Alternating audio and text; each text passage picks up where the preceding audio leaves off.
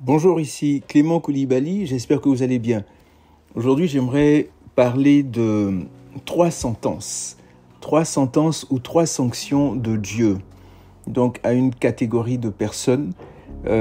Et il a pu arriver que nous fassions partie de ces personnes, ou peut-être que nous sommes toujours dans cette catégorie.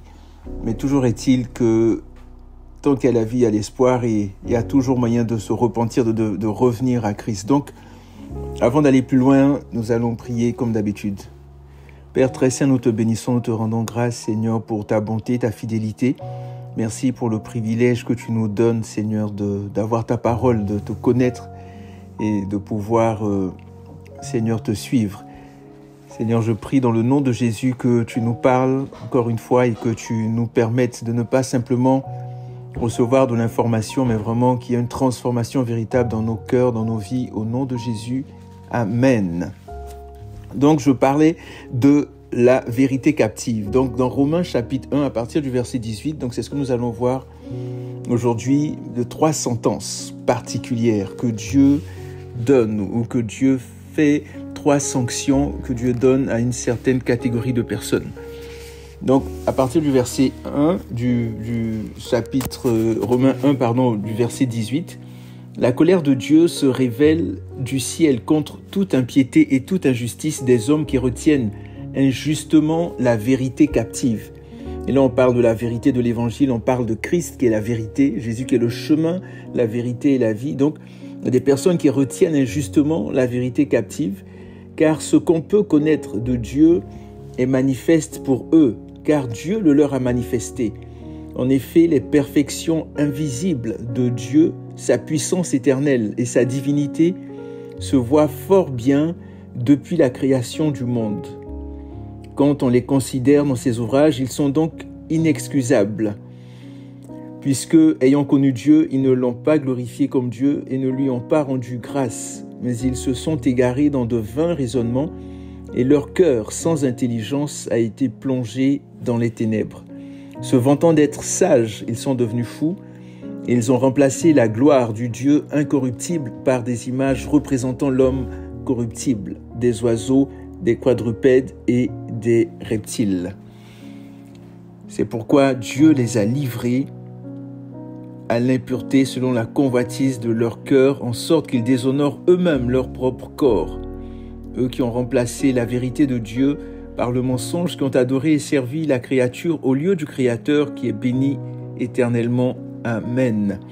Donc la première, il y a principalement deux grandes parties.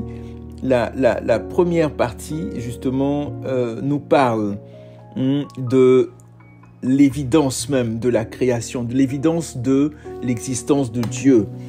Et on voit au verset 19, il nous dit « Ce qu'on peut connaître de Dieu est manifeste pour eux, ceux qui ont retenu injustement la vérité captive, ceux qui décident de ne pas croire en Dieu, ceux qui décident d'être des athées. » Comme quelqu'un disait, il faut de la foi pour être athée. Mais là, on parle de l'évidence même, de l'existence, des perfections invisibles de Dieu, sa puissance éternelle, sa divinité se voit fort bien dans la création. Quand on regarde le ciel, quand on regarde la terre, quand on regarde les planètes, je veux dire, on parle du Big Bang, des choses qui arrivent comme ça, mais et là on voit clairement que c'est totalement illogique, j'allais dire ridicule. Illogique, c'est comme si je lançais des morceaux, par exemple, d'un ordinateur, et puis là je m'attends à ce que, boum, l'ordinateur se crée tout seul ou fonctionne tout seul. Et là, le Seigneur dit à propos de cela, à propos de ce genre de pensée, au verset 21, ils sont donc inexcusables, puisque ayant connu Dieu, ils ne l'ont pas glorifié comme Dieu, ils ne lui ont pas rendu grâce, mais ils se sont égarés dans de vains raisonnements. Donc, le fait de raisonner, de philosopher, de penser à avoir toutes sortes de théories expliquant la nature, etc. Et leur cœur sans intelligence a été plongé dans les ténèbres. Quelqu'un qui disait, lorsqu'on ne croit pas en Dieu, on est prêt à croire à n'importe quoi. Et j'ouvre une parenthèse ici, on va en parler tout à l'heure, mais pour dire que on est prêt à croire aujourd'hui qu'il n'y a plus ni homme ni femme, il y a des hommes-femmes, des femmes-hommes, une confusion totale. Et tout ça parce qu'on décide de ne pas mettre notre confiance en Jésus-Christ, de ne pas nous soumettre en Jésus, à Jésus. Donc, qu'est-ce qui se passe à cause de leur comportement, à cause de leur attitude, à cause de ce qu'ils ont fait? Dieu les a livrés à l'impureté. Je ne sais pas si vous avez des enfants, mais c'est parfois lorsque tu donnes une instruction, tu dis quelque chose à ton enfant. En tout cas, je me rappelle mes enfants plus jeunes, mais tu ne veux pas écouter. Mais vas-y, fais tes propres expériences. Et là, quand tu tombes, tu te blesses, c'est pas méchant, mais en tout cas, le Père est là. Mais quand tu fais tes propres expériences et tu te rends compte que j'aurais dû écouter papa, j'aurais dû écouter maman, là, je fais attention, je suis plus attentif. Et c'est un peu ça. Dieu les a livrés. Parce que ces personnes-là souhaitaient vraiment aller dans une voie, ne rien savoir de Dieu, penser à toutes sortes de fables. Et là, au verset 24, la première sentence de Dieu, Dieu les livre. Il les livre à quoi? Il les a livrés à l'impureté selon les convoitises de leur cœur. Et qu'est-ce que ça a produit? Le fait de déshonorer leur propre corps. Verset 25, eux qui ont remplacé la vérité de Dieu par le mensonge, qui ont adoré et servi la créature au lieu du Créateur. Ils sont prêts à adorer, regardez, dans certains pays où on voit par exemple des vaches sacrées, ou des animaux qui sont, selon la conception des êtres humains, sacrés. Mais pourtant, eux, ils sont maigres, ils meurent de faim. Ils auraient pu tuer ces animaux-là et se nourrir. Mais à cause de la conception, à cause de l'aveuglement, je dirais, aveuglement spirituel. Donc on a vraiment besoin de venir à Christ pour être détaché, pour que les écailles tombent de nos yeux. Donc, première sentence par rapport aux personnes qui retiennent la vérité captive, par rapport aux personnes qui vraiment pensent être plus intelligents que Dieu lui-même qui a tout créé et vouloir donner des explications à toute la création. La première sentence pour ces personnes, c'est qu'elles sont livrées à l'impureté selon les convoitises de leur cœur. Elles sont livrées à l'impureté. Pourquoi? Parce qu'elles ont décidé en plus d'adorer la créature au lieu du Créateur. Et à cause de ça, on voit la deuxième sentence au verset 26. Il est dit, c'est pourquoi Dieu les a livrés, encore une fois, Dieu les a livrés à des passions déshonorantes. Et qu'est-ce qui se passe dans ces passions déshonorantes-là? Ils font quoi concrètement? Nous dit, leurs femmes ont remplacé les relations naturelles par des actes contre nature. Et c'est quoi ces actes contre nature? Et de même, les hommes, abandonnant les relations naturelles avec la femme, se sont enflammés dans leurs désirs les uns pour les autres. Ils commettent l'infamie homme avec homme et reçoivent en eux-mêmes le salaire que mérite leur égarement. Donc on parle ici du lesbianisme, on parle ici de l'homosexualité, on parle ici de toute déviation sexuelle et c'est grave. Et à cause de leur pensée, à cause du fait qu'ils ont décidé comment est-ce qu'on peut dire ça, d'adorer la créature au lieu du Créateur, le Seigneur les a livrés. Et là, c'est la confusion totale, c'est la folie, c'est du n'importe quoi. Donc, ils sont livrés à des passions déshonorantes. Ils s'adonnent à des passions déshonorantes, les femmes avec les femmes, les hommes avec les hommes. Et la parole de Dieu nous dit clairement, et on le sait, c'est des actes contre nature. Parce que vous qui m'écoutez, si votre père n'était pas allé avec votre mère, vous ne seriez pas là. 2 femmes ne peuvent pas mettre un enfant au monde, 2 hommes ne peuvent pas mettre un enfant au monde. Donc, voilà. Et par la suite, donc on voit que ces personnes-là sont livrées à ce genre de choses. Et aujourd'hui, malheureusement, on enseigne cela dans les écoles. Aujourd'hui, malheureusement, cela est applaudi, cela est acclamé, tous ces actes contre nature, tous ces actes pour lesquels le Seigneur a détruit Sodome et Gomorrhe, sodomie, etc. Tous ces actes, aujourd'hui, qui sont salués, qui sont élevés, et on le voit partout, les États-Unis ou différents pays qui se lèvent pour aller en Afrique, dans différents pays du monde, pour dire oui, acceptez cela, sinon on ne vous aide plus, etc., etc. Mais il faut tenons ferme. N'acceptons pas les actes contre nature. N'acceptons pas. Maintenant, si on a un proche ou quelqu'un qui vit cela, qu'est-ce qu'on peut faire? Lui parler, prier pour cette personne, agir, s'attendre au Seigneur. Il n'y a rien d'impossible à Dieu. Malgré tout, je ne dis pas de prendre des pierres et puis les lapider, absolument pas.